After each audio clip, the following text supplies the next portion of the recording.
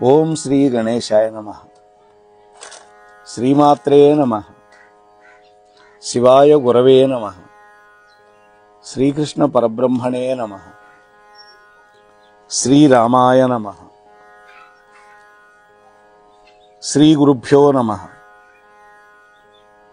ఓం దత్తాత్రేయాయ నమః. ఓం ద్రాం దత్తాత్రేయాయ నమః. జయ దత్త గురుదత్త. మోహనవాణి ఛానల్ ద్వారా శ్రీ దత్త పురాణాన్ని శ్రవణం చేస్తున్నటువంటి భక్తామ తల్లులకు తండ్రులకు ముందుగా నా యొక్క సాధువాదాలు. నిన్న మనం 55వ ఎపిసోడ్లో చాంఘ్రిక యొక్క గాథ, పద్మతీర్థం యొక్క మాహాత్యం చెప్పుకొని రేణుకాదేవి యొక్క మహిమలు చెప్పుకుంటూ ఉన్నాం మనం. దాంట్లో పరశురామ ప్రభు చేత యజ్ఞం చేయించిన సమయంలో ఛానల్లోకి వెళ్ళిపోయినటువంటి దత్తుడు అదృశ్యమైపోతే వాళ్ళందరూ ఆశ్చర్యంగా అడిగారు. అక్కడ ఋషులు, సిద్ధులు, చారణులు అందరూ. సంధ్యావందనం చేయటానికి వెళ్ళాను అన్నాడు స్వామి. మరి ఆయన ఉపాసించినటువంటి సంధ్య ఏమిటి, దాని గురించి అడిగితే 56వ భాగంలో దత్తాత్రేయ స్వామి చెబుతున్నాడు. ఓ ఆచార్యులారా, యోగీశ్వరుల హృదయాలలో సర్వదా నివసించేటటువంటి యోగిని రేణుకాదేవి ఉన్నదే, ఆ తల్లేనయ్యా సంధ్యాదేవి. ఆమెకే నేను వందనం ఆచరించి వస్తున్నాను. ధ్యాన నిర్మలము, అమృతానంద పూర్ణమైనటువంటి మనస్సులో సర్వతీర్థమయి అయినటువంటి ఆ రేణుకాదేవికి వందనం చేసుకుని వస్తున్నాను. యోగ మార్గరతులు నిరంతరము ఆ మహామాయనే ధ్యానిస్తూ ఉంటారు. ఆ రేణుకాదేవియే సంధ్యాదేవి, ఇందులో అనుమానం లేదు. ఆవిడయే ఏకవీరాదేవి. మీకు నాకు అందరికీ వందనీయురాలు ఆ తల్లే జగన్మాత. ఆమెకే వందనం చేసి వస్తున్నాను అని దత్తప్రభు చెబితే ఆ ఋషులందరూ అడిగారు, హే దత్త గురుత్తమ, సంధ్యావందన కాలము అదేదో దాటిపోవటం అంటున్నారు మీరు, ఆ వివరాలు కూడా కరుణించి చెప్పండి అన్నారు.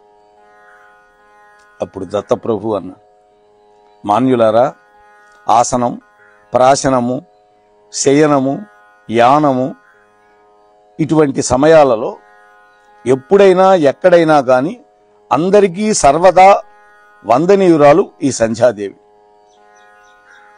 కూర్చున్న సమయంలో కానీ, భోజనం చేసే సమయం, పడుకునే సమయం, ప్రయాణం, ఇవి ఎక్కడైనా సరే ఎప్పుడైనా సరే అందరికీ కూడా వందనీయురాలు సంధ్యాదేవి. దీనికి ప్రత్యేకంగా ఒక సమయం అంటూ ఉండదు. సర్వకాల సర్వావ్యవస్థల్లో వందనీయమైనటువంటి మహానుభావులు ఈ విధంగా సంధ్యావందనం ఆచరిస్తూనే ఉంటారు. అనగానే వాళ్ళు మళ్ళీ అడిగారు, స్వామి వింతగా ఉంది మీరు చెప్పేది. మహానుభావులు నిరంతరం ఆమెనే ధ్యానిస్తూ ఉంటారని అంటున్నావు, అదెలా సాధ్యమవుతుంది? ప్రాణుల కంటే కర్మఫలానుభవం ఉంటుంది కదా, అదే దారుణమైనటువంటి కర్మలకి బాధలను అనుభవిస్తారు కదా ప్రాణులు. ఎంతటి మహానుభావులైతే మాత్రం ఆ సమయాల్లో కూడా సంధ్యావందన విధి సాగించగలరా అంటే పడుకున్నప్పుడు, ప్రయాణం చేసేటప్పుడు అని అడుగుతున్నారు. దానికి ప్రభు అంటున్నాడు, ఓ మునీశ్వరులారా, బ్రహ్మరూపిణి సంధ్యారూపిణి రేణుకాదేవిని 3 కాలాల్లో సందర్శించి ఎవరైతే వందనం చేస్తారో వాళ్ళు మాత్రమే మహానుభావులు. లౌకికమైనటువంటి ఆటుపోట్లు, కర్మానుభవ క్లేశాలు ఇటువంటివి దీనికి అడ్డంకి కాకూడదు. అలా సాగించే సంధ్యావందనం వల్లనే వీళ్ళు కీర్తివంతులు అవుతారు. 3 కాలాలు అంటే మామూలుగా పొద్దున, మధ్యాహ్నం, సాయంత్రం అని కాదు. చైత్రం, ఆషాఢం, కార్తీకం ఈ 3 కాలాల్లో ఏ ఒక్క నెలలో రేణుకాదేవిని ఉపాసన చేసినా ఇహపరాల్లో భుక్తి, ముక్తి ఈ రెండిటికీ లోటు ఉండదు. అంటే ఈ 3 కాలాలలో ఉపాసన చేస్తే ఇంకా చెప్పవలసిన అవసరం లేదు. ఇహలోకంలో ఇంద్రభోగాలు అనుభవించి మరణానంతరం పరమపదం చేరుకుంటారు. అటువంటి సర్వకాలానువర్తిని పరబ్రహ్మస్వరూపిణి సంధ్యాదేవి అయినటువంటి రేణుకామాతకి మాత్రమే నేను వందనం చేస్తాను. ఇళ్లల్లో ఉండేవాళ్ళు పవిత్రాత్ములై కాలత్రయ స్వరూపిణి సంధ్యా స్వరూపిణి అయినటువంటి ఈ రేణుకాదేవిని భక్తితో నిత్యము గనక ఉపాసిస్తే ఆమె యొక్క దివ్య దర్శనాన్ని వెంటనే పొందగలుగుతారు. ఇహలోకంలో భోగాలు అనుభవిస్తారు, పరలోకంలో స్వర్గాది లోకాలు పొందుతారు. ఈ విధంగా రేణుకాదేవియే సంధ్యాదేవి అని చెప్పి దత్తాత్రేయుడు మళ్లీ అంతర్ధానం అయిపోయినాడు. ఇది విన్నటువంటి ఆ దేవజాతుల వాళ్ళు, ఋషులు, మునులు అందరూ సంబరపడిపోయారు. సకల తీర్థ ఉదకాలలో వరాహరూపిణి అయినటువంటి విష్ణుమూర్తికి అభిషేకం చేసి అత్యంత భక్తి ప్రపత్తులతోటి యోగమాత అయినటువంటి రేణుకాదేవిని అర్చించి విష్ణు స్వరూపం అయినటువంటి ఆ ఆమలకి చెట్టుకి ప్రదక్షిణ నమస్కారాలు చేసి అంతర్ధానం అయిపోయినటువంటి ఆ దత్తాత్రేయ స్వామికి మనస్సులోనే వందనాలు సమర్పించుకుంటూ ఆ దత్తస్వామి యొక్క మహిమలని, రేణుకాదేవి వైభవాన్ని తలుచుకుంటూ ఎవరి స్థానాలకు వాళ్ళు బయలుదేరి వెళ్ళిపోయారు. ఓ దీపక, అలనాడు కైలాసం మీద మహర్షులకు స్కందుడు స్వయంగా చెప్పినటువంటి రేణుకాదేవి యొక్క మహిమ ఇది. విన్నావు కదా, మరి ఇంకా ఏం వినాలనుకుంటున్నావు అన్నాడు గురువు వేదధర్ముడు. అప్పుడు ఆ శిష్యుడు అంటున్నాడు, దీపకుడు, గురుదేవా, దత్తాత్రేయుడి ప్రభావమే నాకు ఇంకా ఇంకా వినాలి, తెలుసుకోవాలని ఉంది. కార్తవీర్యార్జునుడిని అంతటి మహావీరుని చేసిన దత్తుడు ఎంత గొప్పవాడు, ఆయన యొక్క దయని ఎంత నేను పొగడగలుగుతాను. అటువంటి పుత్రుడిని పొందడానికి ఆ కృతవీర్య దంపతులు ఏ పుణ్యం చేశారు, ఏ వ్రతాలు ఆచరించారు, సాధన సంపత్తి లేకుండా ఫలాలు దక్కవు కదా ఎవరికైనా, ఆ వివరాలు చెప్పండి అన్నారు. అంటే కార్తవీర్యార్జునుడి యొక్క జన్మగాథ అడుగుతున్నాడు. నాయనా దీపక, పూర్వం పాండవ మధ్యముడైనటువంటి అర్జునుడు అడిగితే శ్రీకృష్ణుడు ఈ వృత్తాంతం చెప్పాడు, అది నీకిప్పుడు చెబుతాను యథాతథంగా అని చెప్తూ ఉన్నాడు. అంటే అర్జునుడు అడిగితే శ్రీకృష్ణుడు చెప్పాడు. అప్పుడు ధర్మరాజు కూడా ఉన్నాడు అక్కడ. పెద్దవాడు ధర్మరాజు కాబట్టి ధర్మరాజును ఉద్దేశించి చెప్తూ ఉన్నాడు కృష్ణ భగవానుడు. బావా ధర్మరాజా, వరాహకల్పంలో, వైవస్వత మన్వంతరంలో, కృతయుగంలో ప్రథమ పాదంలో హైహయ వంశం ఉండేది. ఆ వంశంలో కృతవీర్యుడు అనేటువంటి మహారాజు 7 దీవులతో కలిసి ఉన్నటువంటి భూమండలాన్ని ఏకఛత్రాధిపత్యంగా పరిపాలించాడు. 77,000 సంవత్సరాలు పరిపాలించాడు కృతవీర్యుడు. ఆ మహారాజుకు 100 మంది కొడుకులు. అయితే చవన మహర్షి యొక్క శాపాగ్నికి ఆహుతైపోయారు. పుత్రశోకాన్ని తట్టుకోలేక ఆ రాజదంపతులు బోలున విలపిస్తూ బృహస్పతి దగ్గరికి వెళ్లి శరణు కోరుకున్నారు. ఎందుకు ఇలా జరిగింది?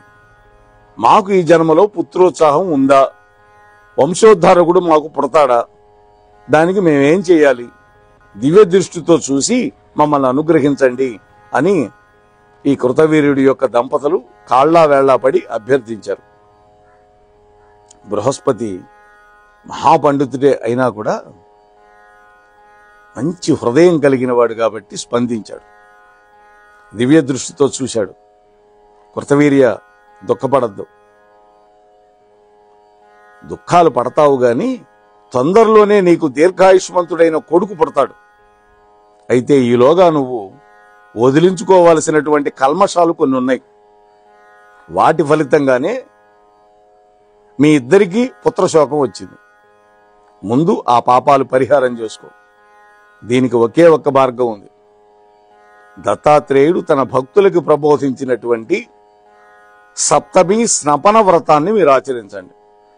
కల్మషాలు తొలగిపోతాయి, మీ కోరికలు తీరుతాయి. ఈ వ్రతం తెలిసినటువంటి వాడు కర్మసాక్షి అయినటువంటి సూర్య భగవానుడు. కాబట్టి ముందుగా సూర్యనారాయణమూర్తిని అర్చించి ప్రసన్నం చేసుకోండి. ఇక క్షణం కూడా వృధా చేయొద్దు, వెళ్ళిరండి, మీకు శుభం అవుతుంది అని దీవించి పంపాడు బృహస్పతి. కృతవీర్యుడు ఉపవాస దీక్షతోటి వేద మంత్రాలతోటి 4 రోజుల పాటు సూర్య భగవానుణ్ణి ఆరాధించాడు. దానికి సంతృప్తి పొందినటువంటి సూర్యుడు ప్రత్యక్షమైనాడు. అప్పుడు సప్తమి స్నపన వ్రతాన్ని ఉపదేశించాడు. రాజా, ఈ వ్రతాన్ని ఆచరిస్తే శిశు మరణాలు అంతరించిపోతాయి. అంటే తల్లి గర్భంలో పుట్టడం, చచ్చిపోవడం, పుట్టిన వెంటనే చనిపోవడం ఉండదు. వ్యాధులు పీడలు తొలగుతాయి. అన్ని వయస్సుల వారికి ఆరోగ్యం బాగుపడుతుంది. అట్లాగే నీ చింతలు తొలగిస్తుంది. వ్రత విధానం చెబుతాను, శ్రద్ధగా విను అంటున్నాడు.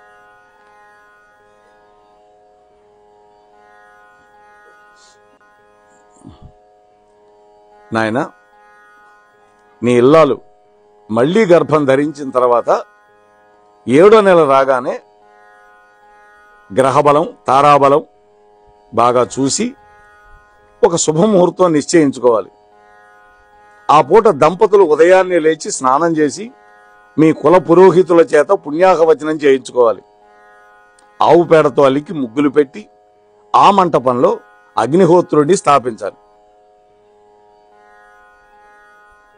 బియ్యము, ఆవు పాలతో కలిసి చెరువు తయారు చేసుకోవాలి.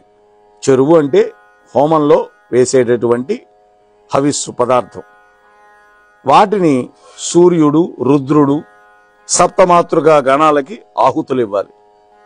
సౌర సూక్తాలతోటి సూర్య భగవానుడికి ప్రత్యేక హోమం చేయాలి. జిల్లేడు లేదా మోదుగ సమితులని హోమాలకు వాడాలి. జిల్లేడు, మోదుగ. అలాగే ఎవలు, ఇప్పుడు ఎవలు లేవు, అందుకని బియ్యం, నల్ల నువ్వులు. అష్టోత్తర శతంగా ఈ హోమాలు సాగాలి. అంటే 108. 7 కలశాలను గంగాజలంతో నింపాలి. ఆ కలశాలని మంటపంలో 4 కోణాల్లో 4, తూర్పున 1, పడమర 1, మధ్యలో 1 పెట్టాలి. మంచి గంధంతో పరిమళ భరితమైనటువంటి పువ్వులతోటి, దర్భలతోటి ఈ కలశాలని ఆరాధన చేయాలి. 7 కలశాలని 7 అద్దాలతో కప్పాలి. అద్దం. సప్త ఋషులని ఈ 7 కలశాల్లోకి ఆవాహన చేయాలి. తూర్పు, పడమర కలశాల్లో సూర్యచంద్రులని అభిమంత్రించాలి. ఓషధి సూక్తాలు చదవాలి. పంచప్రకార జలాన్వితాలు చేయాలి. పంచరత్నాలతోటి, పంచ పల్లవాలతోటి అలంకరించాలి కలశాలని. 5 రకాల ఆకులు, శుద్ధి చేసిన మట్టి తెచ్చి 7 కలశాల్లో వేయాలి. రత్నాలు వేసినటువంటి 5 కలశాల నుండి మధ్యమ కలశాన్ని పురోహితుడు సూర్య మంత్రాలు ఉచ్చరిస్తూ ఉండగా పైకి లేపాలి. భోజనాలు చేసి కొత్త గుడ్డలు, ఆభరణాలు ధరించినటువంటి 7 దంపతులు, ఆ 7 దంపతులు కూడా సంతానం కలిగిన వాళ్ళు అయి ఉండాలి. ఆ 7 దంపతులు 7 కలశాలని అందుకని మండలాకారంగా నిలబడాలి. అంటే గుండ్రంగా ఒకంత వంగాలి. అందులో ఉన్నటువంటి నీళ్లు వంపుతూ, ఇప్పుడు 7వ నెల గర్భిణి అయినటువంటి నీ భార్యని ఏకధారగా అభిషేకం చేయాలి. 7 కలశాలలో ఉన్న నీళ్లతోటి ఒకే ధారగా. అప్పుడు నీ భార్య గర్భస్థంలో ఉన్నటువంటి శిశువుకి దీర్ఘాయుష్యాన్ని, ఆ గర్భిణికి చక్కగా ఎక్కువ కాలం జీవించే పుత్రుడు పుట్టాలి అని ఆ 7 దంపతులు దీవించాలి.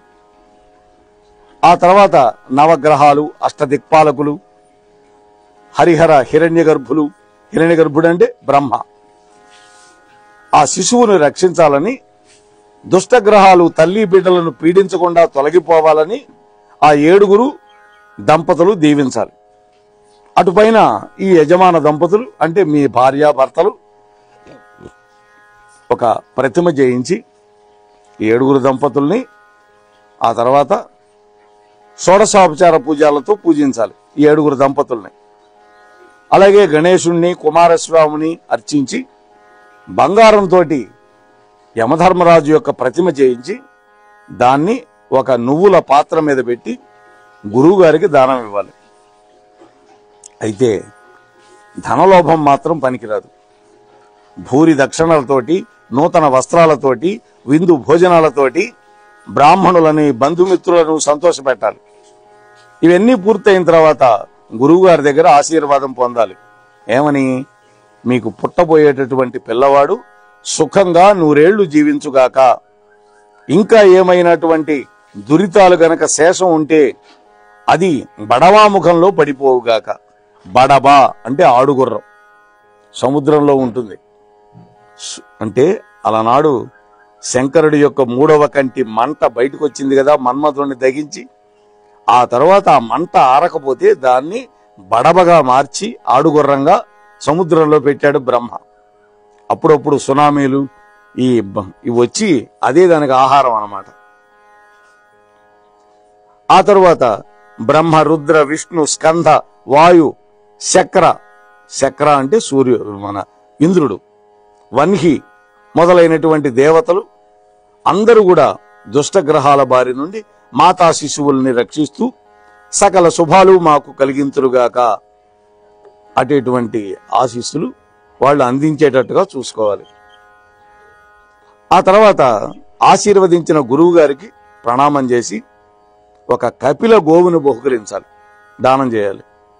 కపిల గోవు చాలా గొప్పది, నల్ల మచ్చలతో ఎర్ర మచ్చలతో ఉంటుంది. ఈ విధంగా యథాశక్తిగా చేయాలి. ఆ తరువాత సూర్య భగవానుణ్ణి ఆరాధించి శంకరుడికి నమస్కారం చేసి ఆ గర్భిణి హుతశేషమైనటువంటి ఆ చెరువుని భుజించాలి. ఇందాక మనం ఒక చెరువు తయారు చేయాలనుకున్నాగా, ఆ చెరువు కొంచెం మిగిలించుకొని దానిని భోజనం చేయాలి. ఏది? ఆ గర్భిణీ స్త్రీ. ఈ వ్రతాన్ని శుక్లపక్షంలో సప్తమి తిథి నాడు గనక చేస్తే చాలా మంచిది. దీన్ని శ్రద్ధగా ఆచరించండి అని ఉపదేశించి సూర్యనారాయణమూర్తి వెళ్ళిపోయాడు. ఓ ధర్మరాజా, వింటున్నావు కదా, కృతవీర్య దంపతులు ఈ వ్రతాన్ని చేసినందువల్లనే వీరి కుమారుడు కార్తవీర్యార్జునుడు దీర్ఘాయుష్మంతుడై 85,000 సంవత్సరాలు సమస్త భూమండలాన్ని పరిపాలించి ఆ తర్వాత వెళ్ళిపోయాడు. భాస్కరుణ్ణి ఎప్పుడు ఆరోగ్యం కోరుకోవాలి, అగ్నిని ధనం కోరుకోవాలి, శంకరుణ్ణి జ్ఞానం కోరుకోవాలి, జనార్దనుణ్ణి మోక్షం కోరుకోవాలి అని పెద్దలు చెబుతారు. ఈ సప్తమి స్నపన వ్రతాన్ని ఏకాగ్ర చిత్తంతో పఠించిన వాళ్ళు, విన్నవాళ్ళు సకల శుభ అభీష్ట సిద్ధులు పొందుతారు అని మహర్షుల యొక్క వాక్యం. ధర్మరాజా, కృతవీరుడి యొక్క ధర్మపత్ని శీలధరాదేవి కూడా కొన్ని ప్రత్యేక నోములు వ్రతాలు కూడా చేసింది. ఒకరోజు యాజ్ఞవల్క్య మహర్షి ఆశ్రమానికి వెళ్లి ఋషిపత్ని అయినటువంటి మైత్రేయీదేవిని దర్శించింది. కుశల ప్రశ్నలు అయిని తర్వాత తన మనోవేదన చెప్పింది. అప్పుడు గుణవంతుడు, వంశాన్ని నిలబెట్టే సత్పుత్రుడు పుట్టడానికి ఏదైనా ఒక నోమో వ్రతమో ఉపదేశం చేయమని అడిగింది. అప్పుడు మైత్రేయీదేవి ఆమెను ఓదార్చి ఈ విధంగా చెప్పింది. అప్పుడు అనంత వ్రతం చెప్పింది. మరి ఆ వ్రతం ఎలాంటిది? ఆ మైత్రేయీదేవి ఉపదేశించినటువంటి వ్రతాన్ని రేపటి రోజు దత్తాత్రేయ ప్రభు అనుగ్రహం మేరకి మనం చెప్పుకునే ప్రయత్నం చేద్దాం. అంతవరకు దత్త పురాణాన్ని వింటూ ఉండండి, మీ బంధుమిత్రులందరికీ వినిపిస్తూ ఉండండి. ఈ ఛానల్కి ఇంకెవరైనా సబ్స్క్రైబ్ చేయకపోతే సబ్స్క్రైబ్ చేయండి. ప్రవచనం నచ్చితే లైక్ చేయండి, ఇతరులకు షేర్ చేయండి, మీ కామెంట్స్ను కూడా తెలియజేయండి అని మిమ్మల్ని సవినీయంగా ప్రార్థిస్తూ మీ దగ్గర సెలవు పుచ్చుకునే మీ ధర్మవరపు వెంకటరమణ. స్వస్తి. ఇంతవరకు మన ఛానల్కి ఎవరైనా సబ్స్క్రైబ్ చేసుకోకపోతే ఇప్పుడే ఈ క్షణమే సబ్స్క్రైబ్ చేసుకుని ఆ పక్క నుండి బెల్ బటన్ మ్రోగించి మమ్మల్ని ప్రోత్సహిస్తారని మనస్ఫూర్తిగా కోరుకుంటూ, సర్వే జనా సుఖినో భవంతు, లోకా సమస్త సుఖినో భవంతు. ధన్యవాదాలు. స్వస్తి.